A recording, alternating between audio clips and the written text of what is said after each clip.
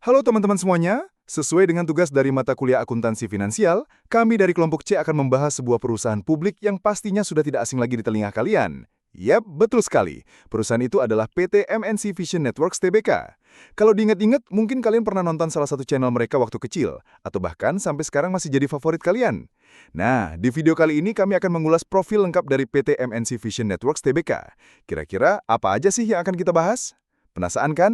Yuk langsung aja kita simak pembahasan berikut ini. PT MNC Vision Networks Tbk atau MVN resmi berdiri pada tanggal 27 Desember 2006. Pada tahun 2019, MVN mencatatkan sahamnya di Bursa Efek Indonesia dengan kode IPTV. Sebagai grup media berbasis langganan terbesar di Indonesia, MVN berfokus pada layanan televisi berbayar melalui DTHP TV dan IPTV. Selain itu, MVN juga menghadirkan layanan fixed broadband melalui brand MNC Play. Tidak hanya itu, MVN terus berinovasi dengan platform digital OTT streaming dan video on demand melalui Vision Plus. Brand utama yang dimiliki MVN antara lain MNC Vision, K-Vision, MNC Play, dan Vision Plus. Dengan jaringan yang luas serta konten yang beragam, mulai dari hiburan, edukasi, hingga berita, MVN berkomitmen untuk menjadi pemimpin industri televisi berbayar dan hiburan digital di Indonesia. Selanjutnya, kita masuk ke bagian struktur kepemimpinan PT MNC Vision Networks Tbk yang terdiri dari Dewan Komisaris dan Dewan Direksi.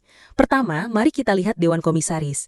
Saat ini posisi komisaris utama dijabat oleh Ruby Panjaitan, warga negara Indonesia yang mulai menjabat sejak tahun 2024. Kemudian ada Mas Yudi Hamka, seorang warga negara Jeppan yang telah menjadi komisaris sejak tahun 2022. Selanjutnya ada Agus Mulyanto yang merupakan komisaris independen. Beliau lahir di Surabaya pada tahun 1948 dan sudah menjabat sejak 2019. Dan terakhir Sandy Wiguna, juga sebagai komisaris independen, lahir di Jakarta pada tahun 1983 dan mulai menjabat sejak tahun 2024. Lalu kita beralih ke Dewan Direksi. Direktur utama dijabat oleh Syafril Nasution, warga negara Indonesia yang lahir di Medan pada tahun 1961 dan mulai menjabat sejak tahun 2024. Kemudian ada Herman Kusno, lahir di Medan tahun 1972 yang sudah menjabat sebagai direktur sejak 2020. Berikutnya ada Vera Tanamiharja, lahir di Jakarta tahun 1965 dan menjabat sebagai direktur sejak 2017. Selain itu, Dewan Direksi juga diperkuat oleh Rahmat Nur Hadi, warga negara Indonesia yang lahir di Pariaman tahun 1978, lulusan sarjana ekonomi jurusan akuntansi dari Universitas Pajajaran dan mulai menjabat sejak 2024. Serta gadis Ratnasari J.S. Syahrir, juga lahir di Pariaman pada tahun 1978, lulusan dari jurusan yang sama di Universitas Pajajaran dan menjabat sejak 2024. Komposisi pemegang saham.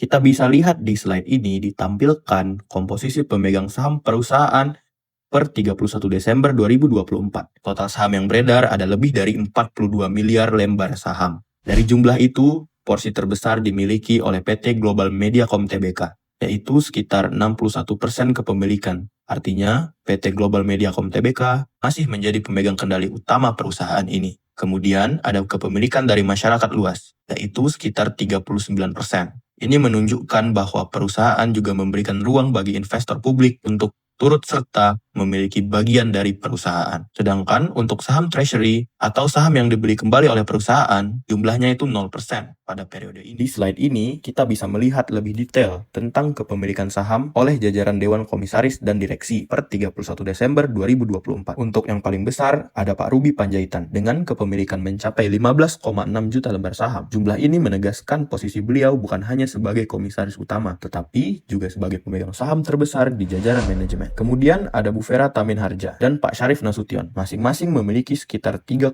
juta lembar saham. Angka ini menunjukkan bahwa keduanya juga punya peran signifikan dalam perusahaan. Selanjutnya ada Pak Rahmat Nur Hadi yang memegang lebih dari 2 juta saham, sedangkan Bu Gadis Ratnasari hanya memiliki sekitar 1 juta lembar saham. Ada juga Pak Herman Kusno dengan kepemilikan lebih dari 600.000 saham. Sementara itu, beberapa komisaris lainnya seperti Pak Mas Yudi Hamka, Pak Agus Mulyanto, dan Pak Sandy Wiguna tercatat tidak memiliki saham pada periode ini.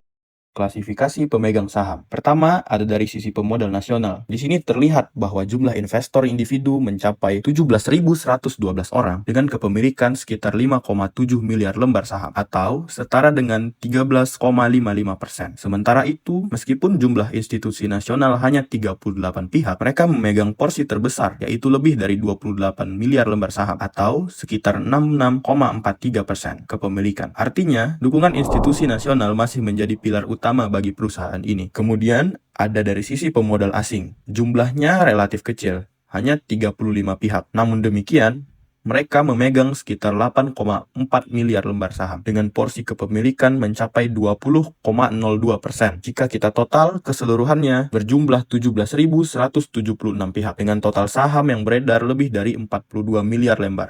Pemegang saham utama dan pengendali perusahaan. Di puncak struktur ada Haritanu Sudipjo yang melalui beberapa entitas usaha menguasai kepemilikan. Misalnya, lewat HT Investment Development Ltd dengan porsi sekitar 15,85%, serta PT Bakti Panjiwara dengan kepemilikan 6,3%. Selain itu, ada kepemilikan pribadi langsung sebesar 3,22%. Kepemilikan tersebut terhubung ke PT MNC Asia Holding Tbk yang menguasai sekitar 45,75% saham di PT Global Mediacom Tbk. Selanjutnya, Global Mediacom menjadi pengendali utama PT MNC Vision Networks Tbk dengan porsi kepemilikan sebesar 60,67%. Berikut adalah laporan posisi keuangan konsolidasian PT MNC Vision Networks Tbk untuk tahun 2024 dan 2023. Pertama, dari sisi aset lancar, pada tahun 2024 tercatat sebesar 3,14 triliun rupiah, naik dibandingkan tahun 2023 yang sebesar 2,70 triliun rupiah.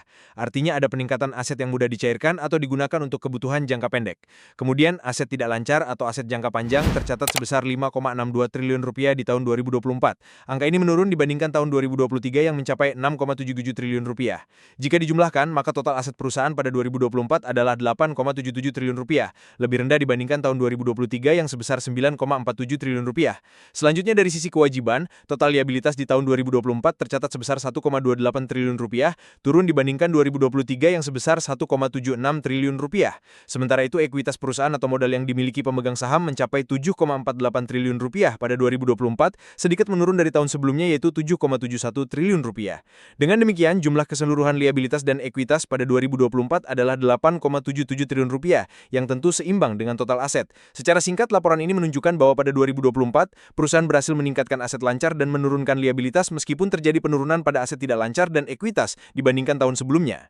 Berikut adalah laporan laba dan rugi perusahaan selama tahun 2022 sampai 2024 dalam satuan jutaan rupiah. Untuk pendapatan dan laba kotor dapat dilihat bahwa terjadi penurunan pendapatan secara bertahap dari 2022 ke 2024. Laba kotor juga turun drastis, menunjukkan penurunan efisiensi atau meningkatnya beban pokok penjualan. Selanjutnya untuk EBITDA dan laba sebelum pajak dapat dilihat bahwa EBITDA turun drastis, mencerminkan berkurangnya profitabilitas operasional. Perusahaan mencatat rugi sebelum pajak selama 3 tahun berturut-turut dengan rugi terbesar terjadi di 2024. Terakhir dapat dilihat untuk laba bersih dan per saham bahwa laba bersih negatif terus terjadi dan pada 2024 rugi bersih meningkat tajam. Ini juga tercermin dalam rugi per saham yang naik ke 5,77 juta rupiah per lembar. Pada tabel laporan perubahan ekuitas ini terlihat bahwa ekuitas perusahaan pada tahun 2023 sebesar 7,7 triliun rupiah, kemudian menurun menjadi 7,4 triliun rupiah pada tahun 2024. Penurunan ini terutama disebabkan oleh rugi bersih tahun berjalan sebesar 259 miliar rupiah yang mengurangi saldo laba ditahan. Tidak ada penambahan modal atau setoran dari pemegang saham, sehingga kerugian tersebut langsung menekan nilai ekuitas. Sekarang kita lihat laporan arus kas. Pada aktivitas operasi, tahun 2024 naik jadi 424 miliar rupiah dibanding 2023 yang hanya 290 miliar. Artinya kinerja operasional membaik. Tapi dari aktivitas investasi di 2024 tercatat negatif 590 miliar, sedangkan 2023 masih positif 1,1 triliun. Ini menunjukkan ada pengeluaran besar untuk investasi. Lalu, untuk pendanaan, keduanya masih negatif, tapi lebih kecil di 2024, yaitu minus 302 miliar, dibanding 2023 yang minus 929 miliar. Jadi, secara umum perusahaan membaik dari sisi operasi, tapi masih terbebani oleh investasi dan pendanaan. Sekian pembahasan dari kami tentang profil PT MNC Vision Networks Tbk. Semoga penjelasan tadi bisa menambah wawasan kalian. Terima kasih sudah menyimak sampai akhir, dan sampai jumpa di kesempatan berikutnya. Kami dari kelompok C, pamit undur diri, sekian dan terima kasih.